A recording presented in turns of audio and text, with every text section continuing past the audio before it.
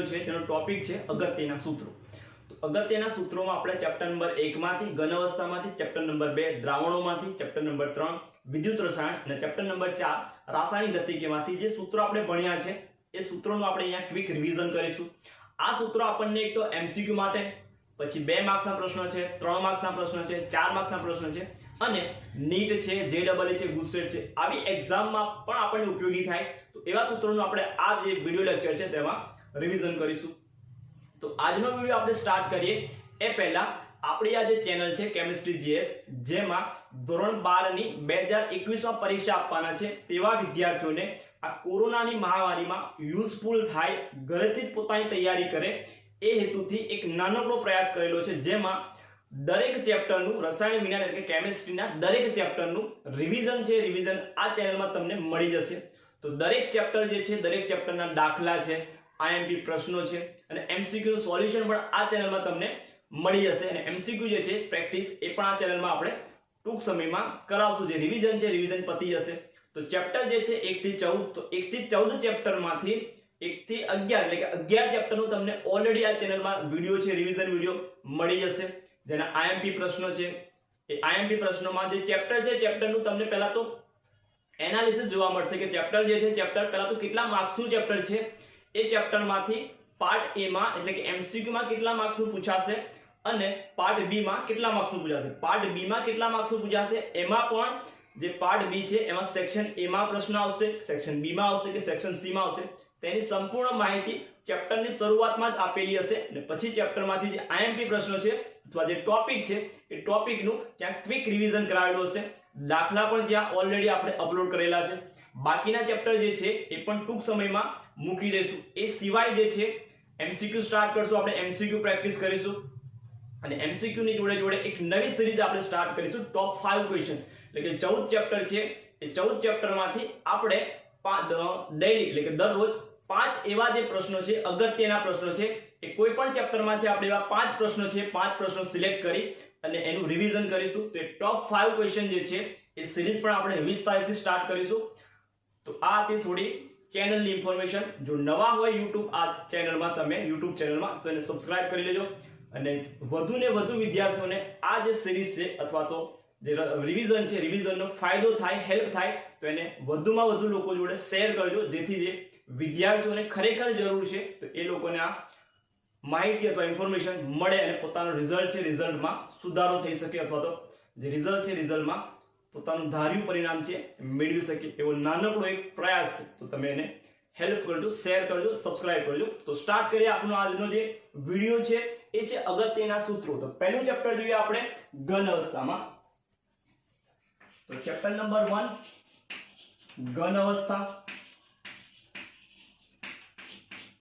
તો ઘન અવસ્થા માટે દાખલા માટે આપણે ઇમ્પોર્ટન્ટ ટોપિક જે છે અથવા સૂત્ર છે એ આપણે યાદ રાખી લઈશું। ઘનતાવાળું સૂત્ર, પહેલું સૂત્ર તો કે ઘનતા એટલે કે D બરાબર પરમાણુની સંખ્યા Z ગુણ્યા પરમાણુ દળ M ભાગ્યા એકમ કોષનું કદ A³ અને એવોગાડ્રો નંબર Na। પહેલું સૂત્ર આપણું આ હતું કે ઘનતા બરાબર એટલે કે D બરાબર પરમાણુની સંખ્યા, M પરમાણુ દળ, એ એકમ કોષનું કદ અને n એ એવોગાડ્રો નંબર। તો પહેલું સૂત્ર આપણે આ યાદ રાખવાનું છે। પછી બીજી એક ઇન્ફોર્મેશન આપણે યાદ રાખી લઈશું કે સાદા એકમ કોષમાં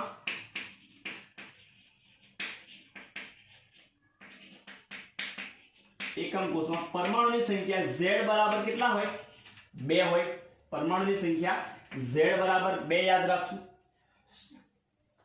પરમાણુની સંખ્યા સાદા એકમ કોષમાં પરમાણુની સંખ્યા Z બરાબર 1 આવશે, 2 BCC માં આવશે। પછી એમાં ત્રિજ્યા અને ધારનો સંબંધ યાદ રાખી લઈશું। ત્રિજ્યા અને પરમાણુની ત્રિજ્યા અને ધારની લંબાઈ, તો એમાં યાદ રાખી લઈશું આપણે A બરાબર કેટલા મળશે? તો A બરાબર 2R મળશે।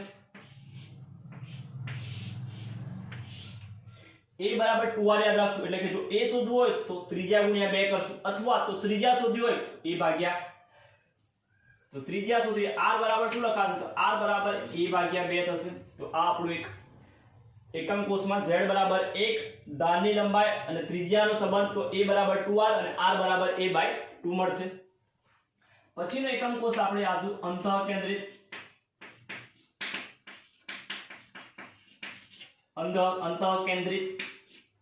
સમઘન જેને આપણે BCC કહીએ છીએ. BCC માં z બરાબર કેટલા આવશે? તો BCC માં z બરાબર 2 યાદ રાખજો. z બરાબર 2 આવશે. એમાં ત્રિજ્યા અને ધારનો લંબાઈ, એમાં ત્રિજ્યા અને ધારની લંબાઈનો સંબંધ, તો એમાં ત્રિજ્યા અને ધારની લંબાઈ યાદ રાખશું આપણે કે એમાં ત્રિજ્યા અને ધારની લંબાઈ મળશે આપણને કે વર્ગમૂળમાં 3a બરાબર 4r, વર્ગમૂળમાં 3a બરાબર 4.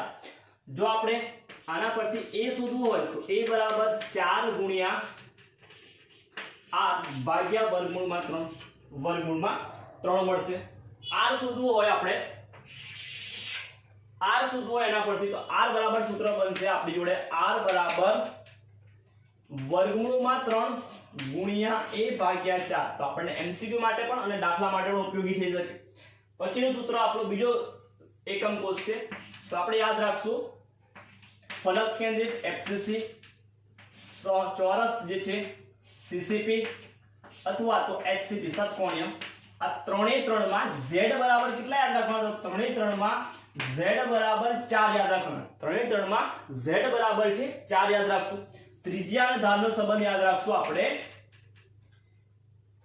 કે વર્ગમૂળમાં 2 ગુણ્યા a બરાબર 4r, વર્ગમૂળમાં 2a ગુણ્યા 4a. મારે a શોધવું હોય તો a બરાબર સૂત્ર બને 4r ભાગ્યા વર્ગમૂળમાં 2, એટલે કે 4 ને આપણે 2 ભાગ કરીએ તો 2 દુ 4 થાય, એટલે કે 2 ગુણ્યા વર્ગમૂળમાં 2 r મળે. 2 ગુણ્યા વર્ગમૂળમાં 2 r મળે. જો r શોધવું હોય એના પરથી તો r બરાબર a ભાગ્યા 2 ગુણ્યા વર્ગમૂળમાં 2 મળશે. તો આ બેના સૂત્રો થશે. પછી જોઈ લઈએ આપણે, જો પરમાણુની સંખ્યા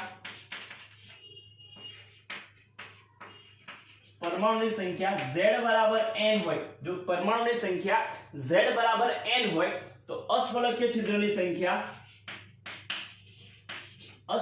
છિદ્રોની સંખ્યા કેટલી મળશે? તો અષ્ફલકીય છિદ્રોની સંખ્યા આપણને જેટલી પરમાણુની સંખ્યા છે એટલી જ મળશે, એટલે n મળશે. અને સમચતુષ્ફલકીય છિદ્રોની સંખ્યા આપણને મળશે ડબલ, એટલે કે 2n. તો આ તો આપણે ચેપ્ટર નંબર 1 ના અગત્યના સૂત્રો. આટલા સૂત્રો છે આપણે MCQ માટે અને પાર્ટ B માટે ઉપયોગી થાય એવા આટલા સૂત્રો છે આપણે જે યાદ રાખવાના હતા. દ્રાવણોમાં કયા સૂત્રો? તો પહેલા સાંદ્રતાથી સ્ટાર્ટ કરીએ આપણે. તો સાંદ્રતામાં પહેલું જ આવશે મોલારિટી. તો પહેલું સૂત્ર મોલારિટી કેપિટલ M મોલારિટી બરાબર દ્રાવ્યનું દળ W2 ગુણ્યા 1000 ભાગ્યા દ્રાવ્યનો આણ્વીય દળ M2 ગુણ્યા દ્રાવણનું કદ. ઉપર 1000 હોય તો સામા લેવાનું, ml માં લેવાનું. તો એક સૂત્ર આ થશે મોલારિટી બરાબર દ્રાવ્યનું દળ ગુણ્યા 1000 ભાગ્યા M2 ગુણ્યા VmL, એટલે કે દ્રાવણનું કદ. બીજું સૂત્ર મોલાલિટી આવશે સ્મોલ m. મોલાલિટી બરાબર સેમ ટુ સેમ દ્રાવ્યનું દળ W2 ગુણ્યા 1000 ભાગ્યા દ્રાવ્યનું આણ્વીય દળ M2 ગુણ્યા W1, પણ શું હશે? દ્રાવકનું દળ, જેને આપણે ગ્રામમાં લઈશું. તો W2 * 1000 / M2 * W1, એટલે કે ગ્રામમાં. તો આ એક આ સૂત્ર થશે મોલાલિટીનું. પછી યાદ રાખશું આપણે વજનથી ટકાવારી અથવા દળથી ટકાવારી, જેને આપણે પર્સન્ટેજ W/W કહીશું. Percentage W/W. એનું સૂત્ર બનશે દ્રાવ્યનું દળ ભાગ્યા દ્રાવણનું દળ, એટલે કે W અથવા W1 + W2 ગુણ્યા 100, એટલે કે જે તે ઘટકનું દળ ભાગ્યા કુલ દળ જે છે કરી નાખશું, ગુણ્યા 100 કરશું તો ટકામાં મળશે. મને દ્રાવકના શોધવું હોય તો W1 ઉપર લખીશ, નીચે કુલ દળ લખીશ અને ગુણ્યા 100 કરીશ. તો આ તો આપણે દળથી ટકાવારી અથવા તો વજનથી ટકાવારી કહેવાશે. ચોથા નંબરનું સૂત્ર આપણે યાદ રાખશું, કદથી ટકાવારી એટલે v/v. સેમ ટુ સેમ દ્રાવ્યનું કદ v2 ભાગ્યા દ્રાવણનું કદ કુલ એટલે કે vml, આપણે ml માં હશે ગુણ્યા 100 મળશે. કદથી ટકાવારી કહેવાશે.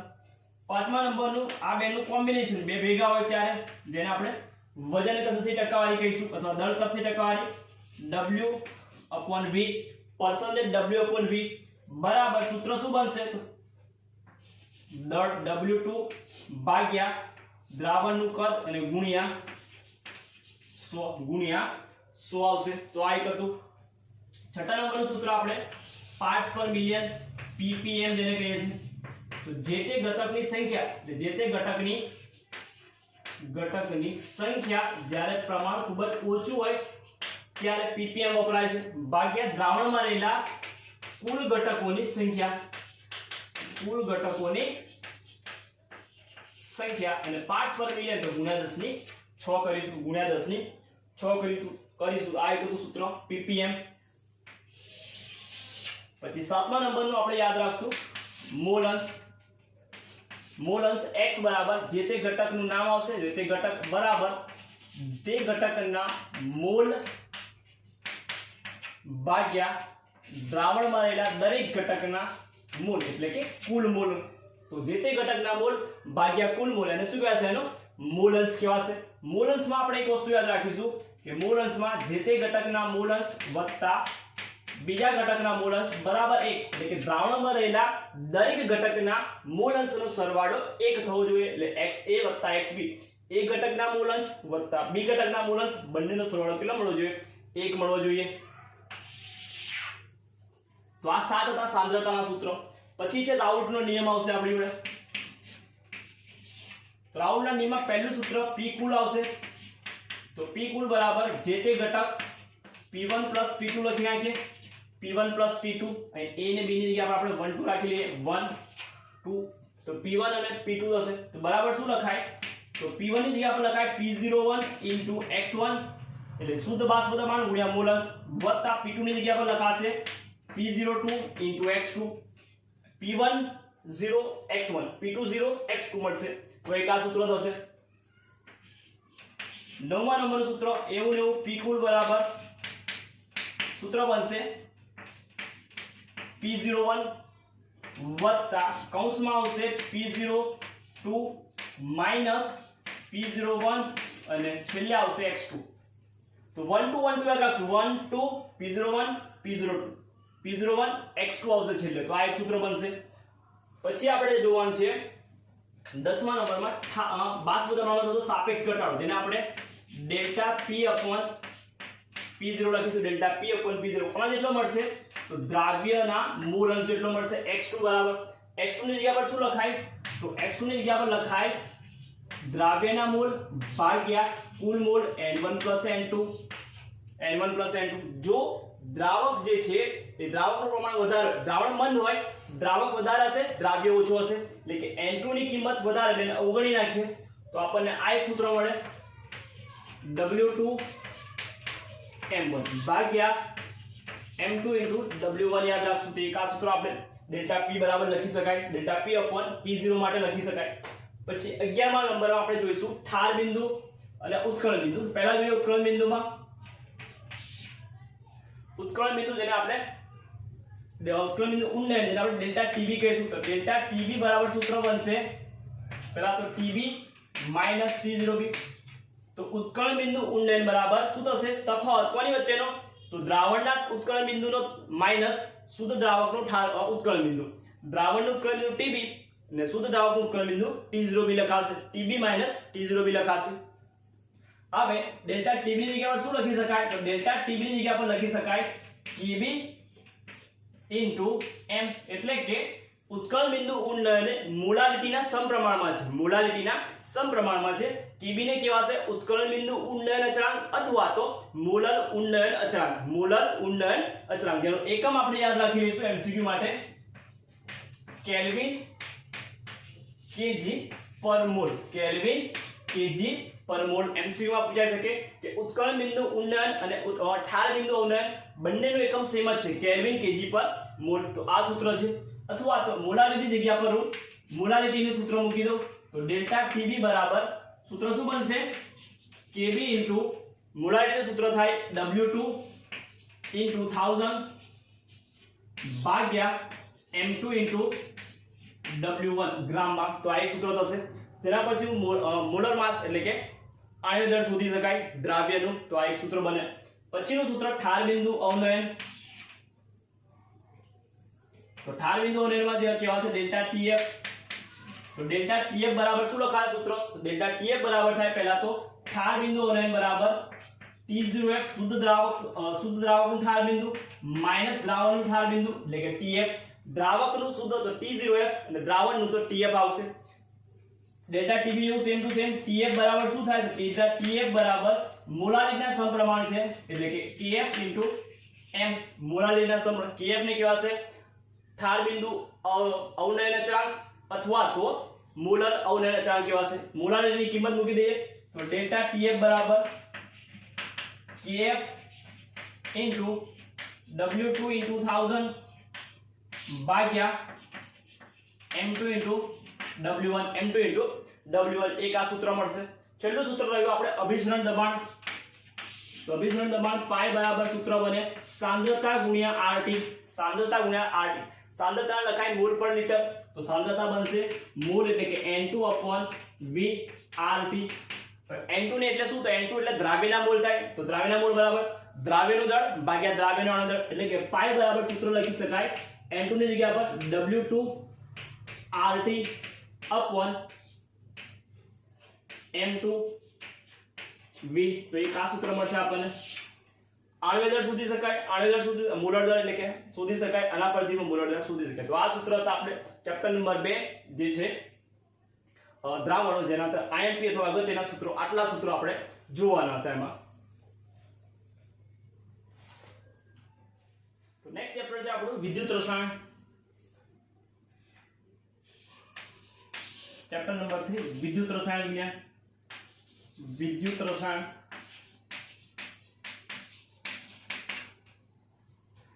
તો નેક્સ્ટ ચેપ્ટર છે આપણું વિદ્યુત રસાયણ ઇલેક્ટ્રોકેમિસ્ટ્રી.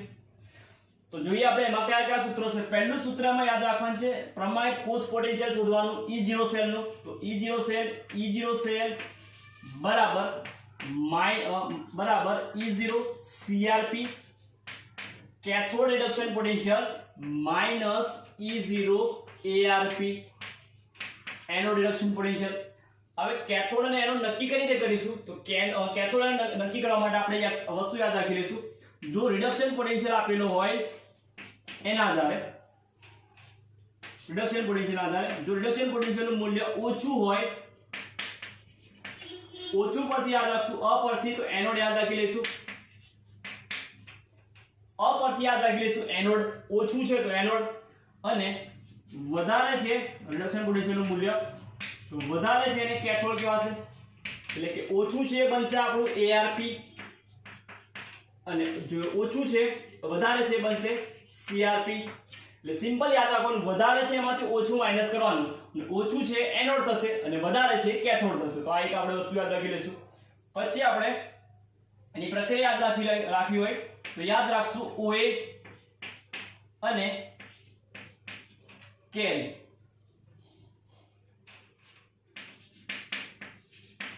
OA કેરી. O એટલે શું આવશે? તો O એટલે કે ઓક્સિડેશન.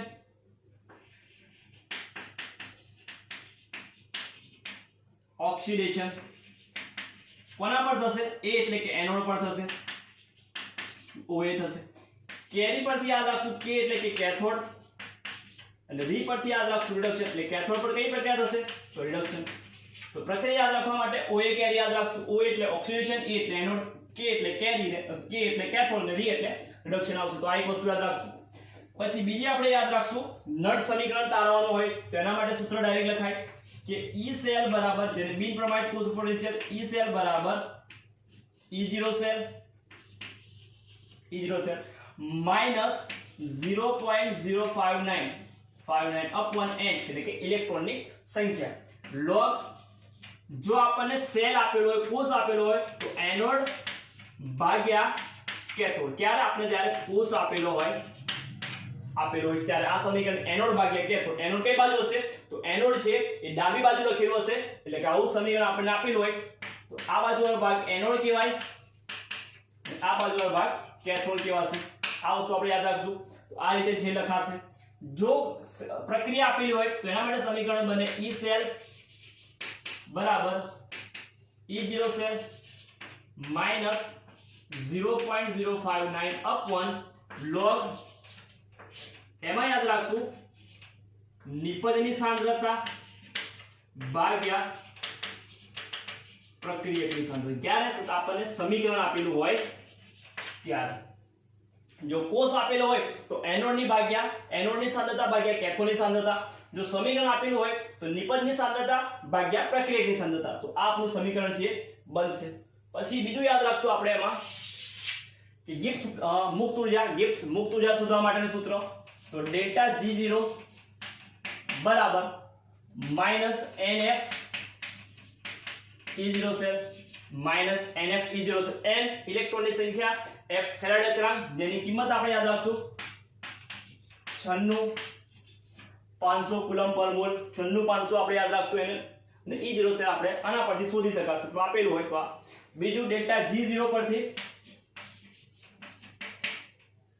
Kc સંતુલન અચળાંક શોધવું હોય તો એના માટે સૂત્ર બને minus 2.303 RT log Kc. log Kc ને સૂત્રનો કરતા કરી દઈએ તો log Kc પર આપણે ડેલ્ટા G ની કિંમત મળી જાય, Kc ની કિંમત મળી જાય ડેલ્ટા G આપેલો હોય તો.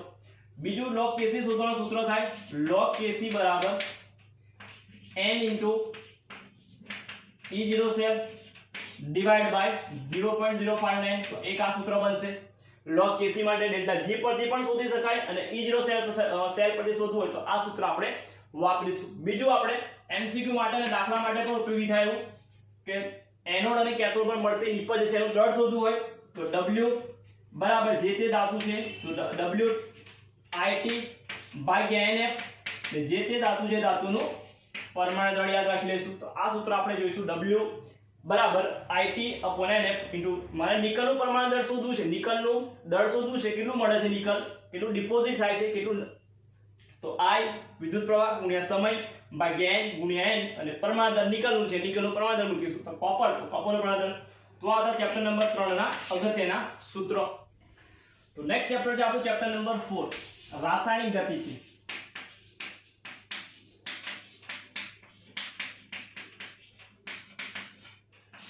ચેપ્ટર નંબર 4 કેમિકલ કાઇનેટિક જેને આપણે કહીએ છીએ. પહેલું સૂત્ર એમાં જોઈ લઈશું આપણે તો વેગ શોધવા માટેનું. તો વેગ બરાબર શું બનશે? વેગ બરાબર પ્રક્રિયકની સાંદ્રતામાં થતો તફાવત અથવા ફેરફાર delta R upon delta T બરાબર શું મળશે આપણને? તો બરાબર પ્લસ મળશે, એટલે કે નિપજની સાંદ્રતામાં વધારો થશે એટલે ડેલ્ટા P પ્લસ લખાશે ને ડેલ્ટા T. માઈનસ સાઇન ઘટાડો દર્શાવે છે, પ્લસ સાઇન વધારો દર્શાવે છે. ત્વરિત વેગ માટે લખવું હોય તો ત્વરિત વેગ માટે બનશે ડેલ્ટા ની જગ્યા પર તફાવત નાનો થઈ જાય એટલે ડેલ્ટા ની જગ્યા પર d લખાશે એટલે dr upon dt બરાબર પ્લસ dp upon dt. ત્વરિત વેગ માટે આ સૂત્ર બનશે. પછી સૂત્ર આપણે આવશે વેગ નિયમન. તો વેગ બરાબર શું બનશે? તો વેગ જે છે એ પ્રક્રિયકની સાંદ્રતાના સંદર્ભમાં દર્શાવે તો વેગ બરાબર k પ્રક્રિયક A હોય તો એની ઘાત x અને પ્રક્રિયક B હોય તો એની ઘાત y લખાશે. x અને y શું દર્શાવે? તો પ્રક્રિયાક્રમ દર્શાવે છે x A અને B ની સાંદ્રતાના સંદર્ભમાં. મારે પ્રક્રિયાક્રમ શોધવો હોય તો પ્રક્રિયાક્રમ બરાબર શું લખાય? અથવા તો વિકલન વેગ સમીકરણ -dr upon dt બરાબર k a raised to x અને b raised to y મળે. આ સમીકરણ થાય. ચોથું સમીકરણ બને એમાં કે પ્રક્રિયાક્રમ n બરાબર ઘાત x અને ઘાત y નો સરવાળો, x અને y ના સરવાળાને પ્રક્રિયાક્રમ કહેવાશે. તો આ તો પ્રક્રિયાક્રમ. પછીનું સમીકરણ આપણે શૂન્ય ક્રમની પ્રક્રિયા માટે જોઈશું. વેગ અચળાંકનું સમીકરણ k બરાબર r0 - r upon t r0 - r upon t શૂન્ય ક્રમની પ્રક્રિયા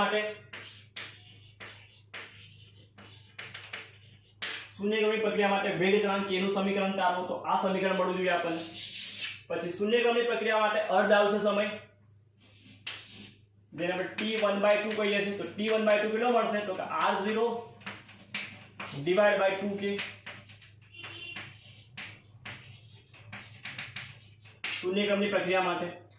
તો એમસીક્યુ માં પૂછાય કે શૂન્ય ક્રમની પ્રક્રિયા માટે અર્ધ આવશે સમય એ પ્રારંભિક સાંદ્રતાના સમપ્રમાણમાં અને વેગ અચળાંકના વ્યસ્ત પ્રમાણમાં હોય છે. છઠ્ઠો નંબર. પછી સાતમો નંબર આવશે આપણી જોડે પ્રથમ ક્રમ માટે લખીએ આપણે તો વેગ અચળાંક k બરાબર 2.303 ભાગ્યા t log શરૂઆતની સાંદ્રતા r0 upon શરૂઆતની સાંદ્રતા r0 ને t સમયની સાંદ્રતા અને r કહેવાશે. તો એક આ સમીકરણ મળશે કયા માટે પ્રથમ ક્રમ માટે આપણને આ સમીકરણ મળશે સાતમા નંબરનું. પછી આઠમો નંબર આવશે આપણો પ્રથમ ક્રમ માટે અર્ધ આવશે સમય t1/2 બરાબર યાદ રાખશું 0.693 upon k. મોસ્ટ ઇમ્પોર્ટન્ટ આ બે સમીકરણ આપણા માટે 0.693 ભાગ્યા k પ્રથમ ક્રમની પ્રક્રિયા માટે અર્ધ આવશે સમયનું સમીકરણ. અને છેલ્લું સમીકરણ વાયુ અવસ્થા માટે આપણે લખવું હોય પ્રથમ ક્રમ તો લખાશે k બરાબર 2.303 ભાગ્યા t log શરૂઆતની સાંદ્રતા pi upon 2pi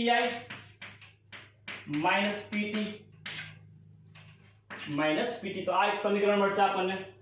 તો શૂન્ય ક્રમ પ્રથમ ક્રમ અને વાયુ અવસ્થા માટે વેગ અચળાંકનું સમીકરણ તો આ આપણે સમીકરણ યાદ રાખવાના છે. એના પછી આપણે થોડા ગ્રાફ જોઈ લઈએ શૂન્ય ક્રમ માટે કયા ગ્રાફ આપણે. તો શૂન્ય ક્રમની પ્રક્રિયા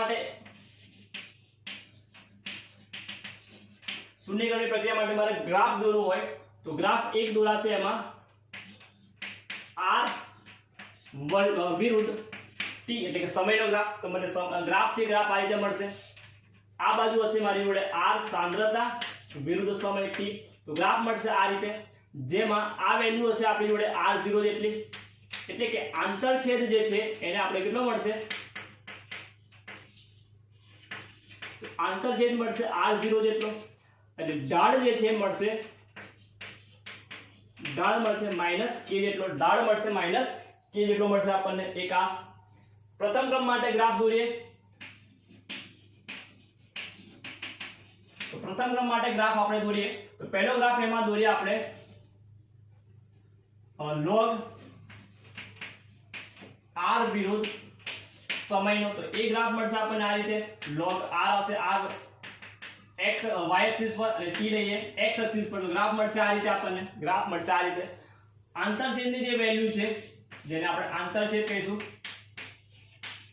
આંતરછેદની વેલ્યુ મળશે log r0 જેટલી અને ઢાળની કિંમત જે મળશે એ ઢાળની કિંમત હશે -k upon 2.303 જેટલી -k upon 2.303 જેટલી મળશે. બીજો ગ્રાફ એમાં દોરીશું ln r વિરુદ્ધ t નો ગ્રાફ. ln r વિરુદ્ધ t નો ગ્રાફ દોરીએ તો એ ગ્રાફ પણ આ રીતે સેમ જ મળશે ln r વિરુદ્ધ t. તો ગ્રાફ આ રીતે મળશે સુરેખ રેખા જેમાં આંતરછેદ હશે ln r0 જેટલો ને ઢાળની કિંમત જે છે મળશે તો ઢાળ મળશે અહીંયા -k જેટલો. ઢાળ મળશે -k જેટલો મળશે. ને જો ગ્રાફ ને છેલ્લો ગ્રાફ એક છે કે log r0 upon r નો ગ્રાફ દોરવામાં આવે સમય વિરુદ્ધ. તો એનો ગ્રાફ મળશે આપણને આ ત્રણે ત્રણ ગ્રાફ કરતા અલગ ગ્રાફ મળશે.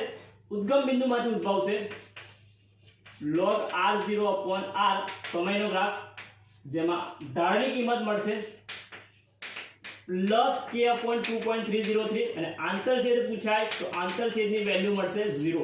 આ પ્રશ્ન તમને ગુજકેટમાં પૂછો તો નીચેનામાંથી કયા ગ્રાફમાં આંતરછેદની 0 વેલ્યુ 0 મળે તો કે log r0 upon r નો graph log r0 upon R નો ગ્રાફ છે એમાં આપણને આંતરછેદની વેલ્યુ 0 મળે, ઢાળની વેલ્યુ પ્લસમાં મળશે k/2.30. તો આ તો આપણું ચેપ્ટર નંબર 4 નો અગત્યના સૂત્રો અને એના થોડા ગ્રાફ જે હતા એ